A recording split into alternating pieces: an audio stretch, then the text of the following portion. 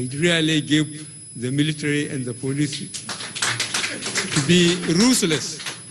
We are not going to be blamed that we want to rig an election. I want Nigerians to be respected. Let them vote whoever they want across the parties. I'm not afraid of that. I have gone through, as you said, the whole 36 states and Abuja. I went round. I think I have got enough supporters across the country to look after me. So I am going to warn anybody who thinks he has enough influence in his locality to lead a body of thugs to snatch boxes or to disturb the voting system. He will do it at the expense of his own life. Thank you very much.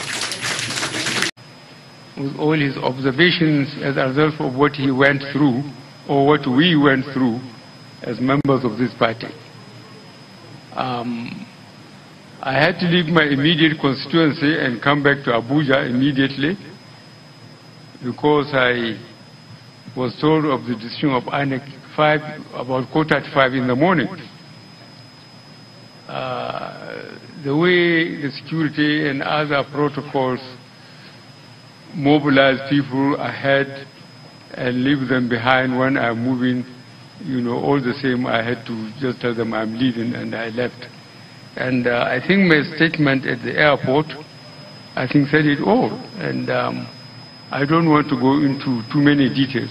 I told them that INEC has all the time and all the resources they had, they wanted. They didn't have to wait for only 6 hours to cast in the votes to tell us that it was impossible. Definitely, the reasons why such incompetence manifests itself has to be explained to the nation. After the election, we have to know exactly what happened and who is responsible. Otherwise, our efforts, to make sure that this system we voluntarily accept is not making progress. What is the use if we will accept incompetence? The Constitution and the laws protected INEC, but they must not take us for granted. If, for example, the National Assembly refused to approve, what INEC wanted, then INEC could have some moral reason why they couldn't perform. If the time constitutionally of election 4 years after was not obeyed by the government and the system, INEC could have a case. But we do not understand why this inefficiency. And we have to go into details after the election to find out who is responsible. I think this much I will say.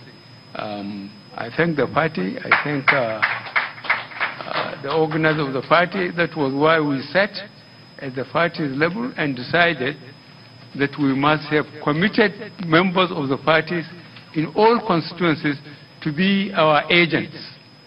Committed members of the party. I made that appeal to the chairman of the party. We shared it with the vice president, and at the presidential committee we said it. And that's why, again, we sat down, we worked out the list the party should do for at least 48 hours for our agents, so that they don't depend on anybody. They shouldn't go and say, I'm going to drink water, or I'm going to toilet. We made all those arrangements, and we put it before the governors and the chairman of the party, where we are in charge in the state, where APC, the governor.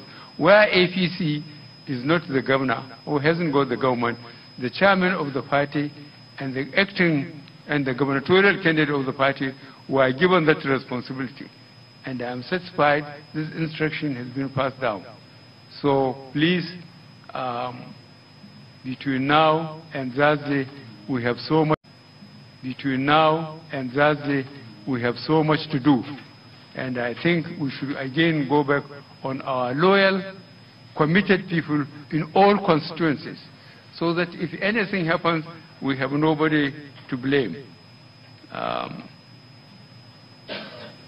We have to tell our constituencies that they have to be patient and must react in a very responsible way by going peacefully to vote again. And they should depend on party representatives at each polling unit out of 176,000 polling units. We have all calculated it, and they should be there, those who have been given the responsibility to watch the party's interest. And I do not expect warn anybody who thinks he has enough influence in his locality to lead a body of facts to snatch boxes or to disturb the voting system. He will do it at the expense of his own life. Thank you very much.